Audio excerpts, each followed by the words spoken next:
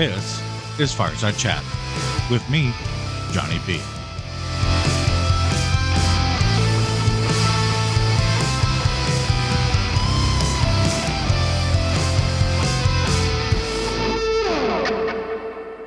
All right. Hey, welcome back, everybody. This is another wild episode here on Fireside Chats with me, Johnny B. And we have an interesting one that some of y'all been waiting for a while to hear. My buddy Josh Bird is back. Hey, what's going on, guys? I heard me a couple of weeks ago. Now I'm putting Johnny on the hot seat. I'm in the hot seat. Yep.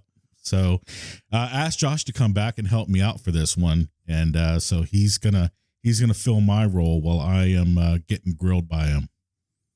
I'll try to be nice. Don't hold back. Okay. Well, let's go ahead and get started then. You want to tell us a little bit about yourself, a little about your service, how you got started, and how you got to know Christ? Yeah. Well, let's take it back to when I grew up. So much like yourself, I started off down in the hill country of Texas in Austin. But really, I mean, I guess it started up here in the DFW area. My parents split when I was 3, moved down to Austin from Dallas area, and grew up in some pretty shady parts. Like we grew up in these really bad apartments that actually surrounding where we were was a nice area, but this was like the caca hole of the nice area.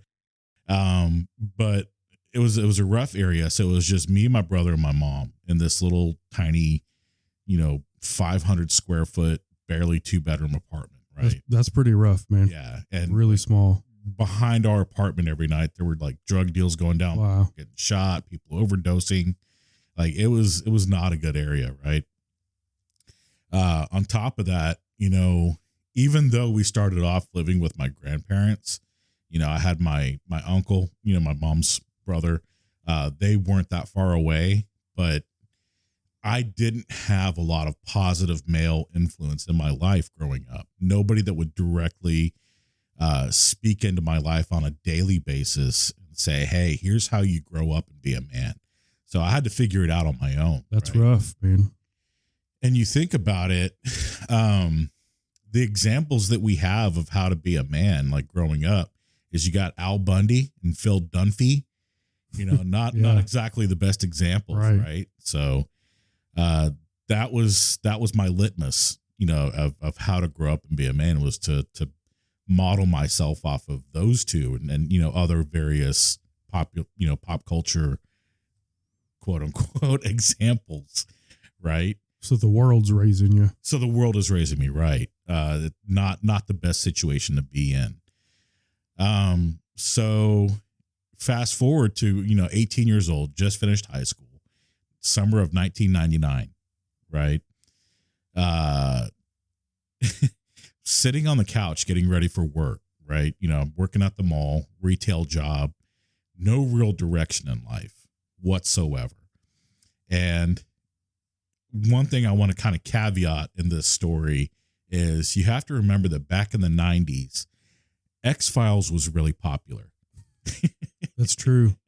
So here we are. We're starting off my enlistment story talking about X-Files. That's interesting. Do tell. So, yeah, in our house, we watched it, every night that it was on. So we were an X-Files family. So we had the paranoia running high with us.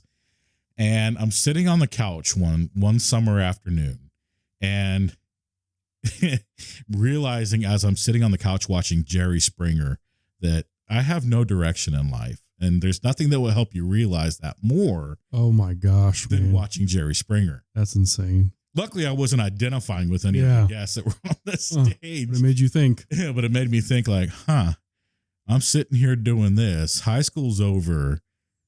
What comes next? And, that was the point in which the phone rang. Now, again, X-Files was popular. And if you remember back in the 90s, caller ID was a new thing. So it wasn't like that's true. Someone calls and you get their name. You just get a generic, here's the number. Maybe their name is attached to it. Or maybe it just says U.S. government.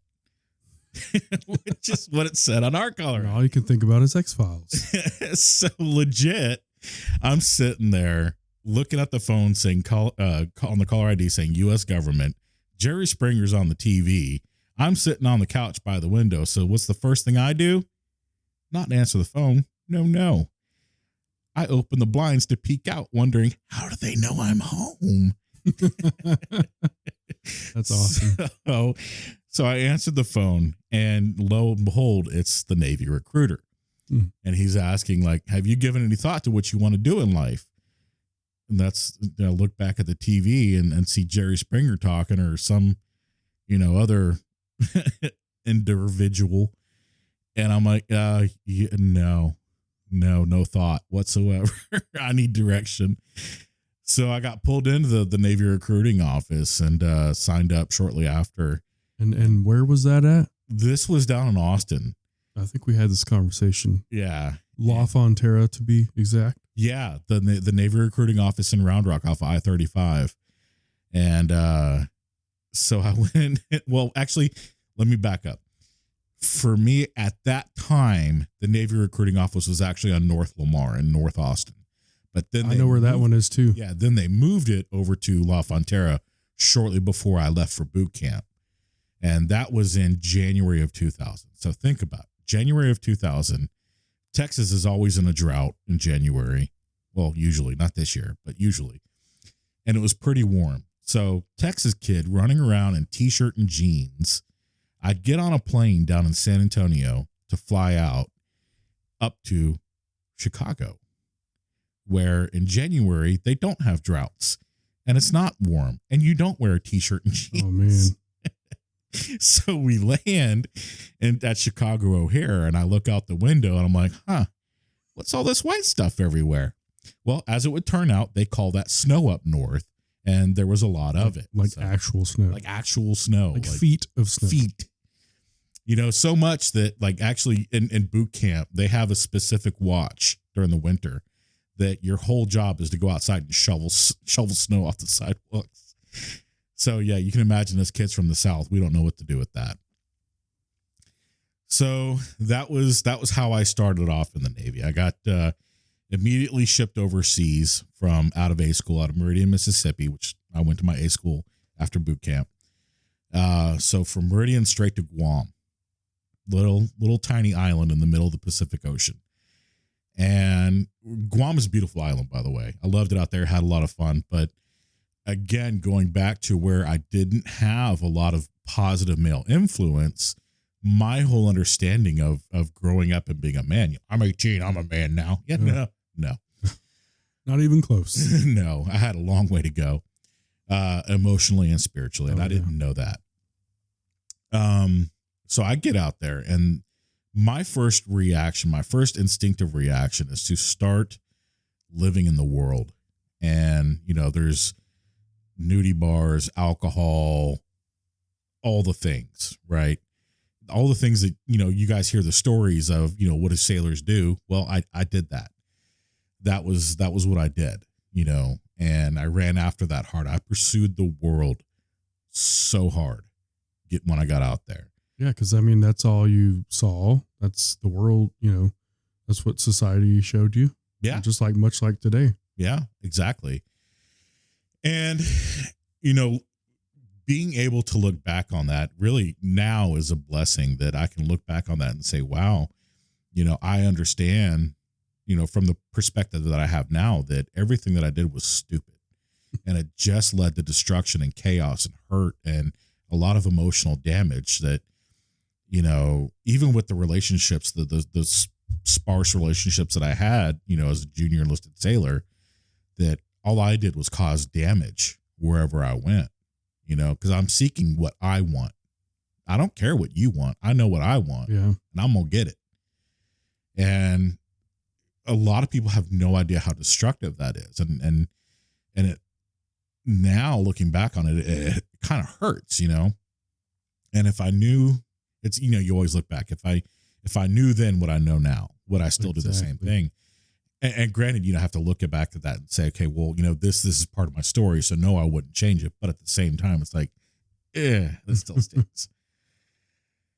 Um, so from there, spent 3 years in Guam. Then I get stationed in Japan, but I had met my first wife prior to me transferring. Right, I had met her in Japan when I was in Guam because our ship, we went all over the place in the South Pacific. So was she native Japanese? Yeah, she was Japanese. Okay. I shouldn't say she was. She is Japanese. Well, I mean, was at the time. It still is. Yeah. Apparently that doesn't change. Science. So I met her when I was actually stationed in Guam, but we were in Japan when I met her. And so when it came time for me to transfer, I called my detailer. I'm like, hey, I want to go to Japan. So I do. I go to my one shore duty that I had during my whole Navy career in Japan. We got married, lived in Japan for 4 years, had 2 boys with her.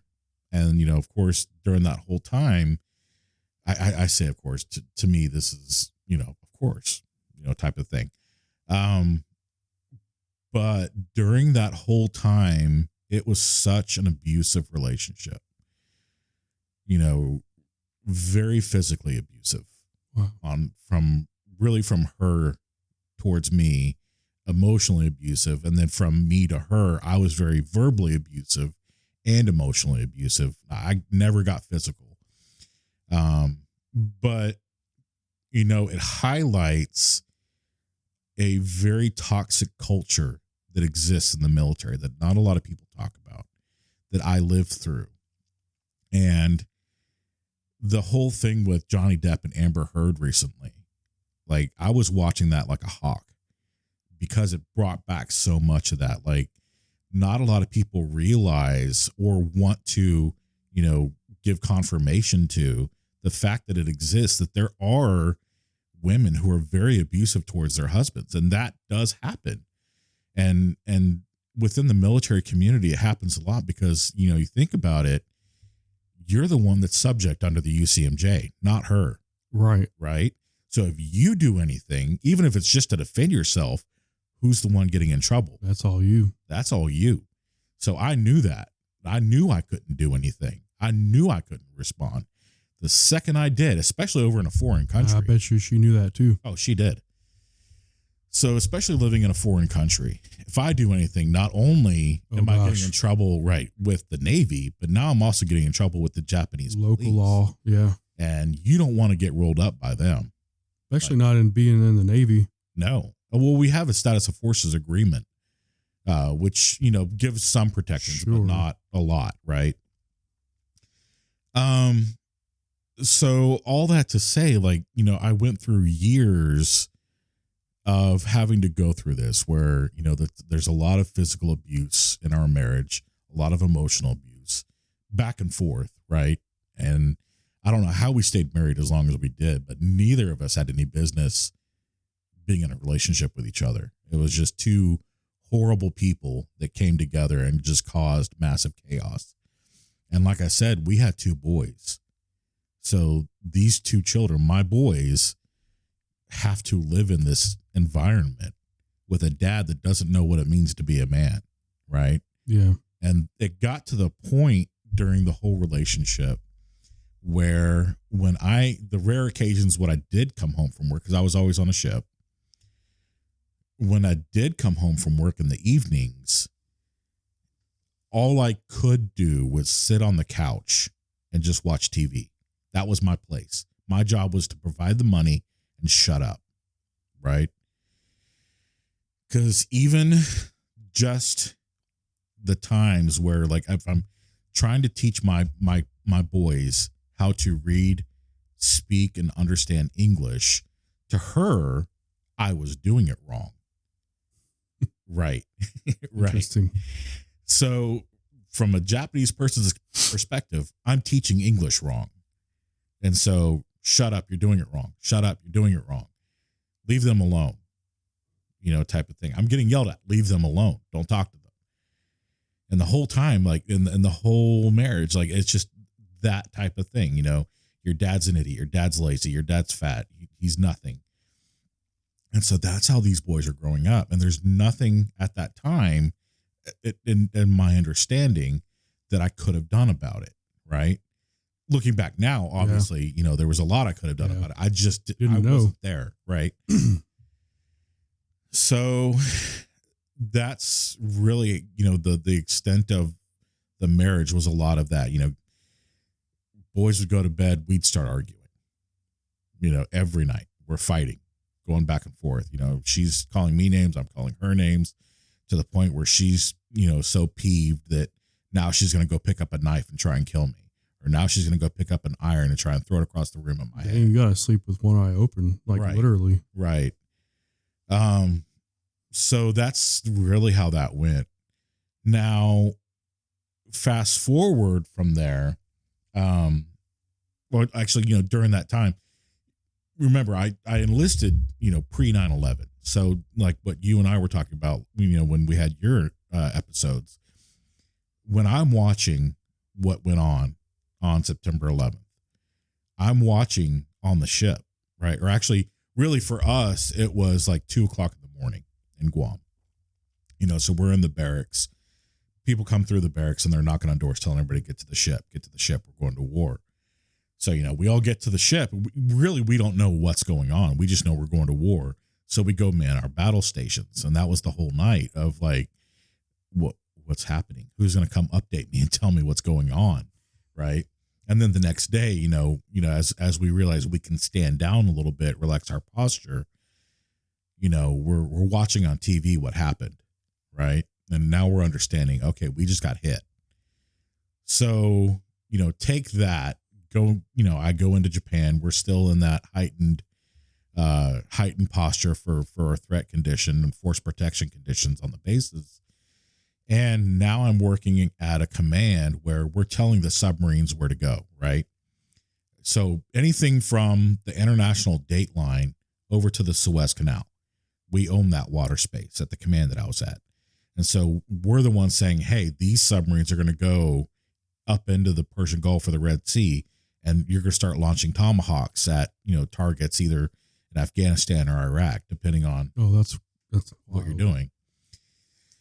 So there was a lot of high stress stuff going on.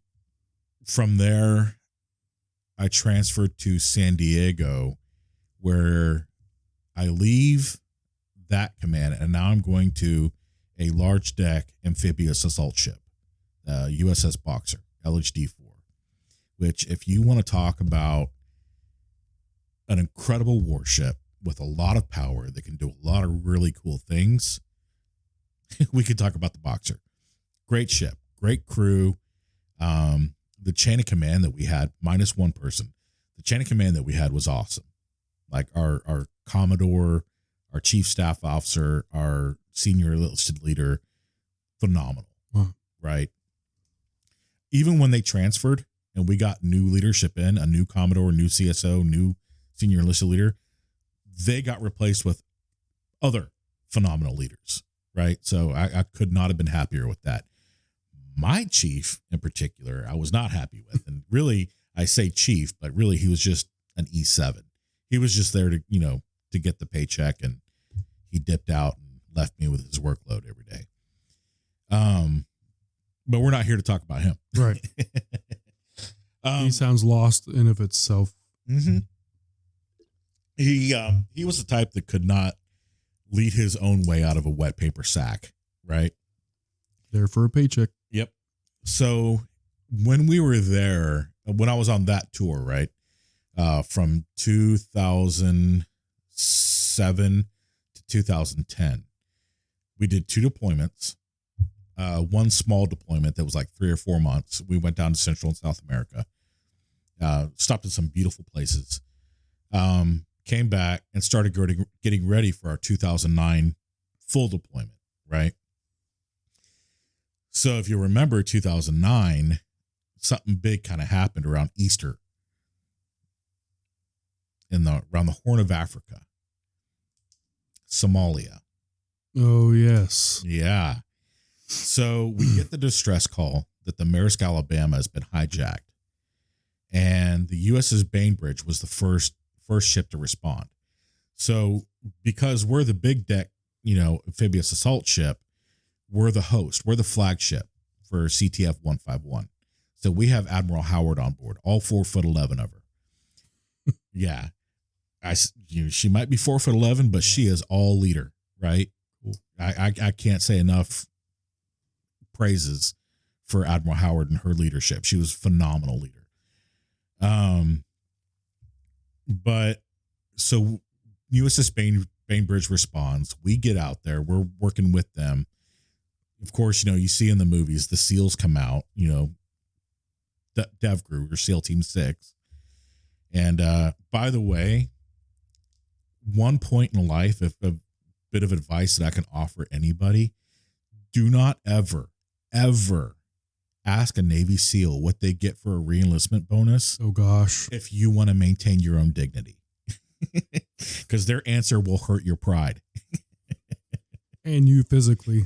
Well, no, they won't. They have no qualms in telling you they make a lot, So this guy kind of chuckles and he's like, well, let's just say, because, they're from Virginia Beach, where realty is kind of a premium out there, right? Even for a small house.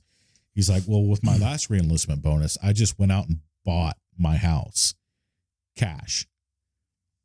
I'm like, okay, yeah. I'm happy with my little military family housing that I barely even pay rent for.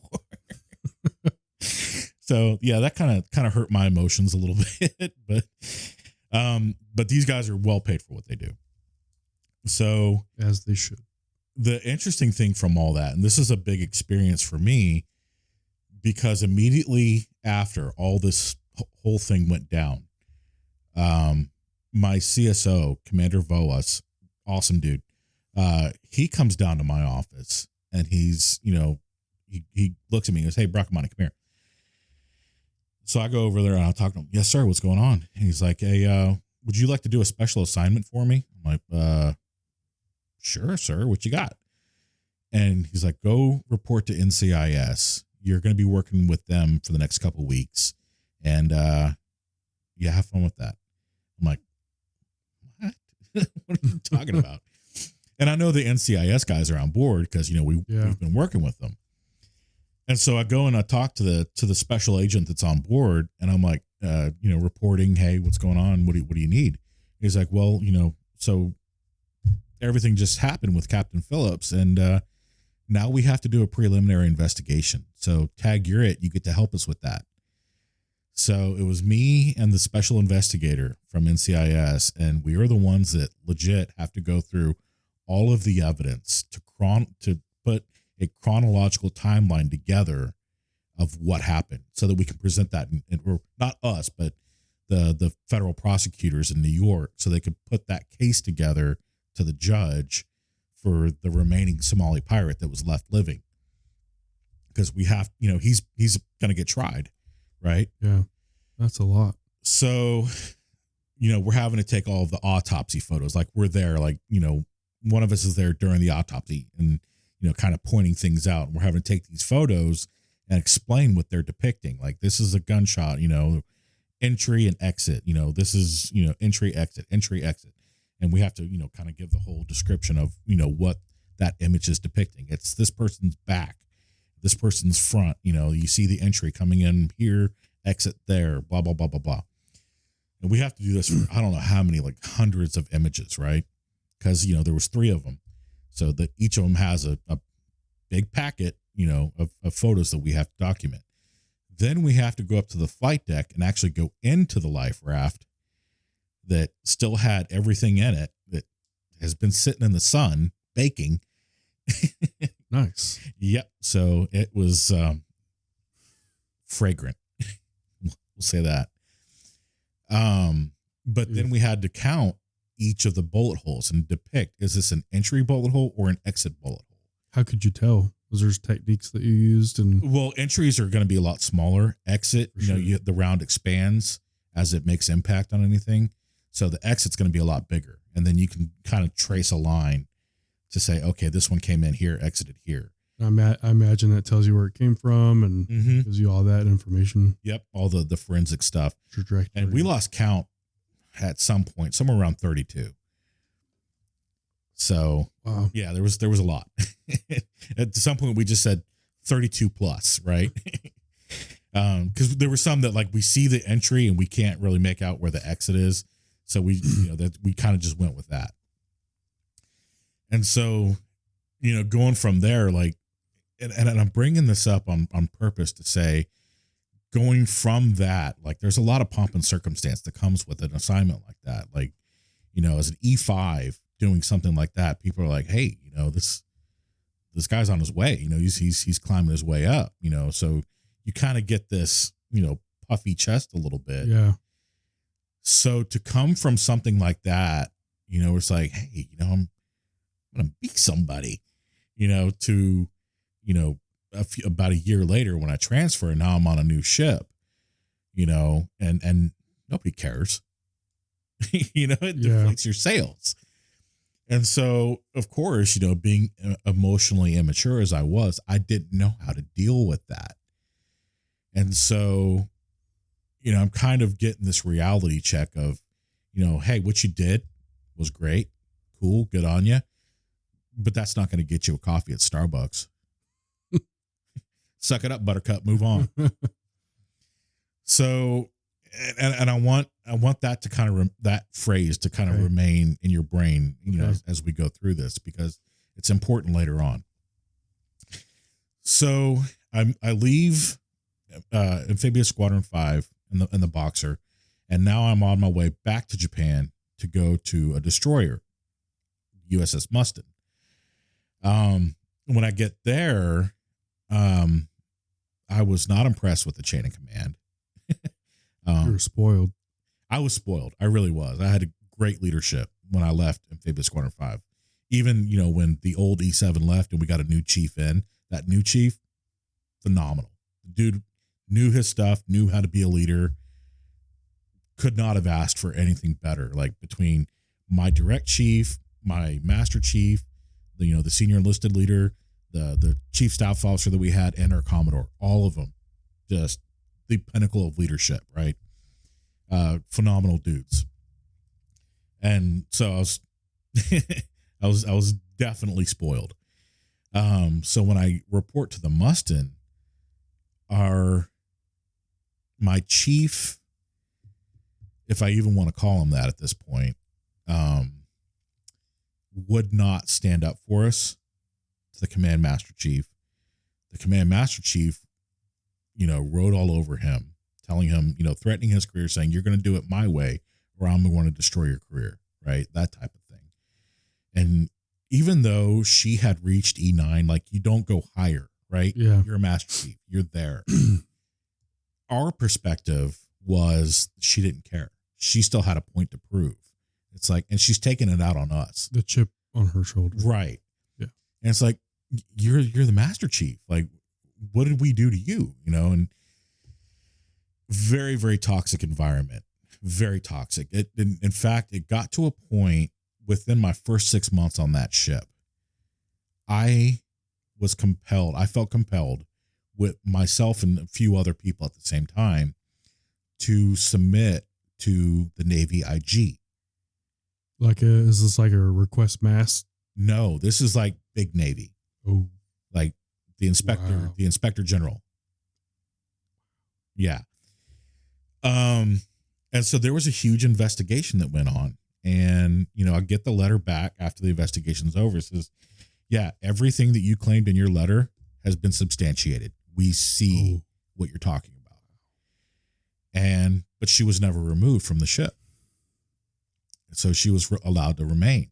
That's even worse. Exactly. And it doesn't matter how many AFN commercials you see that say that, retribution or retaliation is, it doesn't happen in the Navy. And if it does happen, blah.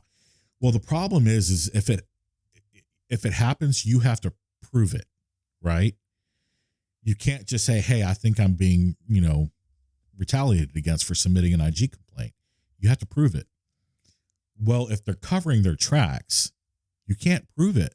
Like everything that she's doing, and I'm seeing this because every little tiny mistake that I'm making, I'm getting counseled for, right? Wow. It's like stuff that nobody else on the ship is getting counseled for making the same mistakes. I'm being singled out, and it's blatantly obvious, to the point where I am on the ship, right? Like, because let me back up a little bit. I apologize. When the report came back from Commander Naval Surface Forces from the IG investigation, there was a point in that letter where my name was supposed to have been redacted, and it wasn't. So my name was in there plain as day. Everybody else's name blacked out, but whoever was doing the redacting missed this one part. And to me, looking at it, I think it was just an administrative error. I don't think whoever did it was doing that personally. No, but it still sucks that. But now I have a giant target on my back. Mm. And it was known, right? So I spend the next year on that ship just going through absolute hell, right? Every little thing I do wrong, I have to be told about it, to the point where there was even a discussion. I'm an E6 at this point. I'm first class petty officer, running my shop, or trying to, but the micromanaging hands are preventing me from doing the things I need to do.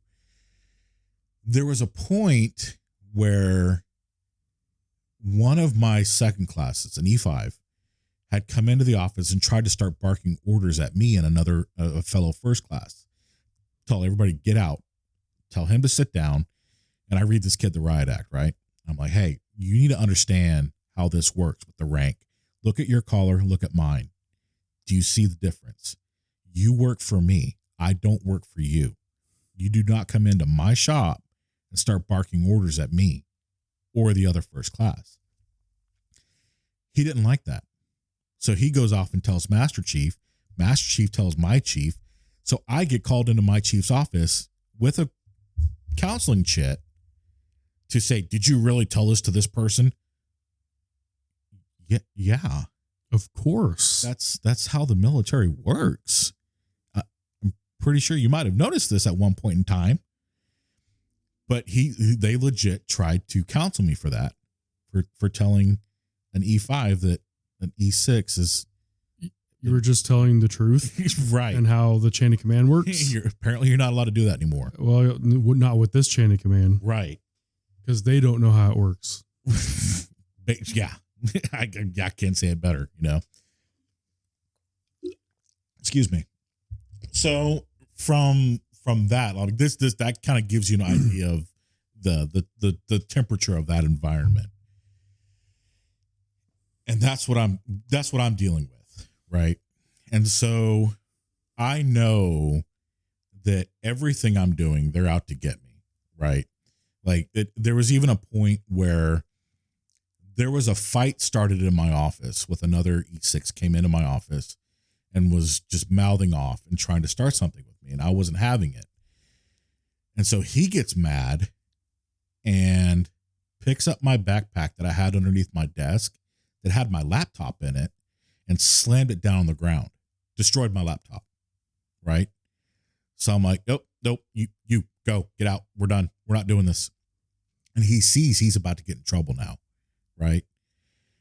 So as I'm trying to call my buddy, the Master at Arms First Class, who's like the sheriff on the ship, I'm trying to call him to have him come down because this is something that he needs to be down there for. To one, calm the situation down because Home Slice wasn't listening to me. Now he's just destroyed my property. That back then laptops were like $800-900, right? And as I'm trying to dial my buddy's number, MA1, homie's just slapping my arms, trying to keep me from dialing. So now he's physically assaulting me. And I'm like, dude, you back off. You've already messed up. You need to go step over there, stop touching me, and you need to accept what's coming your direction. Well, the problem was results had just come out, I think results had just come out that night for E7 selectees. And guess whose name is on that list? You. Nope. Not you. Other guy. Oh, boy. Oh, I see where this is going. Mm-hmm. He was kind of counting his chickens before they hatched. No. So what ended up happening is now they have someone who's selected for E7. And for anyone listening who's familiar with the Navy, y'all know where I'm going with this. Anyone who's selected for E7, that's like the N club, like the NCO special people, right? Now they have to go through this whole like rite of passage to be a chief petty officer type of thing, blah, blah, blah, blah, blah. Power trip. Right. They call it a fraternity when there's not supposed to be fraternities in the military. Interesting. So from there, now they're like, crap, we got to cover this up. Right. So now there's going to be a cover up. So exactly. So the whole time, like now what Master Chief is trying to get me to go up to NJP for this because I was defying orders from the XO. Long story. I'm not going to get into that. Yeah. I'm really puzzled. Okay. Yeah. Okay. I'll go into that then. Just a little bit. Okay. So when this happened, this was during our morning cleaning stations, right? So every morning right after colors, we have our quarters, morning quarters. Everybody comes in, we get into formation to hear what's going on for the day, break from there, go clean up the ship, and then, start normal work. Well, that's a standing order from the XO on every ship. That's just the way it is. Really, it comes from the captain, but it's the XO's thing. That's kind of the administrivia of that. Well, this whole thing went down during that. So the reason why the fight happened was because I had another officer come into the office just before cleaning stations went down. And this was a situation that he thought was emergent. So I'm trying to help this guy out and take care of this, while cleaning stations are going on. But I have my people out there cleaning. So they know, hey, go clean up. One's going to be in there handling this situation. And then he's going to come out as soon as it's done and help out. Well, homie didn't like that. So he's yelling at me, no, you need to go do this. Like, no, you don't understand. This is like, he's coming over yelling at me. No, you have to clean up. I'm like, dude, you don't see that there's an emergent situation going on over here. I'm trying to take care of this, get this done. Then I'm going to go clean, help everybody out. Like, you need to be cleaning as well instead of trying to start something with me. But he didn't like that. So he threw a temper tantrum, grabbed my backpack and slammed it down on the ground. And so the person you think would go to NJP was me instead. Wow. For not obeying the order. And technically he went up too, but because now he's a chief selectee, they got his back. And they have the whole thing dismissed, and they have to dismiss my case too, because they dismissed his. They're having to dismiss his. And so I'm like, I see where you guys are going with this. Now, like, the counseling chits are coming in double time now from that. Everything I do, I get a counseling chit, and then I get a counseling chit for my reaction. Right? Now I'm at the point where I'm like, I've got like a stack of like 30 or 40 of these in a week. Does anyone else have those? No. There you go. Exactly. Like the most anybody else would have is 1 or 2, maybe 3. And the general rule is by the time you get to 3, now we're going to send you up for mast or something like that. But I got like 40 of these things stacked up in a week for every stupid thing I do. I didn't look the right way type of thing. Like, legit. I'm getting counseling just for that. And so it's like, there's nothing I can do. I know this is coming. They're trying to send me up to mast again to destroy me for submitting that IG on the Master Chief. And so finally something goes down that I can't really go into because it involves some classified stuff. That the only involvement I had with it was taking it from the customer that brought it in and handing it off to the person that was supposed to have done the things with it. So I was the middle guy. material ends up getting lost, but I take the blame for it. Because homie that I gave it to, different individual, when it came up, what package? I don't know what you're talking about. So yeah, who do you think they're going to believe? Right. Not me. I'm telling the truth all day, every day. Doesn't matter. They don't care what I have to say. They know, and within the system, the chain of command system, they know that Master Chief has said destroy him, and that's what they're going with. So guess who's getting destroyed now? Me.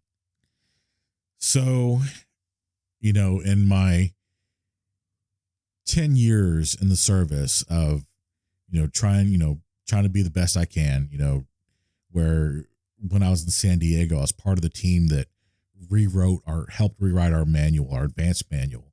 I was a part of the team that wrote our PQS, the qualification standards, right? Wow. All the things, where I know my rate, they're coming in and saying, you are derelict in your duties. You don't know what you're doing. You're the worst yeoman we've ever seen.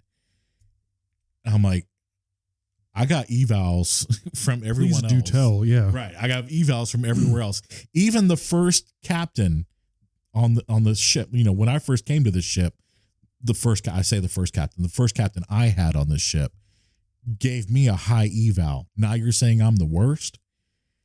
I don't think you have the documentation to prove that statement. But they didn't care. So I get busted down from E6 to E5 and have to spend, the remainder of my tour kind of in a state of disgrace, right? But luckily I had a lot of really good friends. That same MA1 that I was talking to you about earlier. He's still a good friend of mine today. In fact, with that, within the office, I had 2 E5s, right? One was the guy that gave me problems all the time. The other one was a guy from Arkansas, a really cool guy. I called him Hee Haw because we hear great guy. Ryan Kinder, if you're listening, love you, bro. Miss you. He's from Arkansas. We call him Hee Haw jokingly because every time we heard him on the 1MC, his accent came out thick. That's awesome. And I love the guy so much. A great dude. One of the greatest dudes. He's the type that would give you the shirt off his back if he knew you needed it, right? And so it came to a point where now I'm busted down, right, from E6 to E5, and he's taking over the office. So I'm glad it was him that took over because he's a good dude. He knew his stuff. He was dependable. Ended up being a great leader. He ended up making chief, put in his package. He went warrant officer. And so he's doing great. Phenomenal career. And I forget where I was going with that. Oh, yeah. So he took over. So that's what I'm working in, right? Like now I have Ryan and I have my buddy Dre, right? That I'm still good friends with. And it gets to a point where even though they're wrapped up with all the things that they have to do, I still have them as a resource to talk to.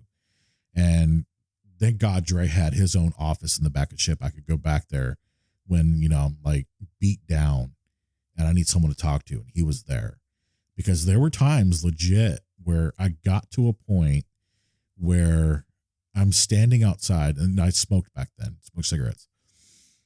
I'm standing outside on the ship, smoking a cigarette, looking out in the water saying, all it takes is one jump. One jump, and all of this is over. I don't have to deal with it anymore. I don't have to deal with a wife that hates me, that wants to kill me. I don't have to be on this ship with a chain of command that hates me and wants to destroy me. I don't have to deal with this. Just one jump is all it takes. And it sucks to hear that you had to get, that low because, you have all these people that are supposed to support you and how the military, like you said, talks about like, we don't tolerate that kind of stuff, but it's out there. No, it happens all the time. Yeah, it happens. It gets covered up. It's really sad. And really, that's what I want to point out with this is, we hear these statistics, military suicides. That's where it comes from. It comes from toxic leadership. That's true. And we have a lot of it in the military. People that are only out for their careers and they're not out for leadership, right? And it just creates these environments where, I mean, honestly, on that ship, I was not the only one either that felt that way. There were several. What really sucks is, there was an opportunity for higher leadership to actually take care of that, and they didn't. Oh, they failed. Shame on them. Yeah. They failed miserably, and they failed miserably. Just made it worse for you. Mm-hmm. Well, not just for me. Yeah. But everybody else. But specifically your name was on that thing. I was the target. Mm-hmm. Right? So that's what I had dealt with up to that point. And just to frustrate everybody else, I think that's a good point, since we've been going at this for a while, to go ahead and wrap this episode up. So, you guys, if you come back next week, I promise there's going to be beauty in this story. There's going to be something that, I bring it up a lot in these shows, that song from 10th Avenue North, Worn, if you've heard that one, but he sings that line that, I want to know that a song can rise from the ashes of a broken life. And it's beautiful. That's the story of God. That's what he does. If there's anybody that's in the market of doing that, it's him. And he can take a horrible, horrible situation, destruction and chaos, and make it beautiful. And when you guys come back next week, you're going to hear that. And I can't wait for y'all to hear that, because the ending of this story is beautiful. And so thank you guys for tuning in. Please, if you're on Spotify, if you're on Audible, iHearts, Pocket Cast, Google Podcasts, whatever you're listening on, please subscribe. Leave comments down below if you like what you're hearing. Go on Facebook and find us. Join the group. Join the community. And, start sharing how you're hearing hope, how you've experienced redemption and saw hope in your story. If you're a veteran and you want to share your story, please reach out. We would love to host you here. Thank you guys for listening this week, and we'll see you guys next week. Thank you, Johnny.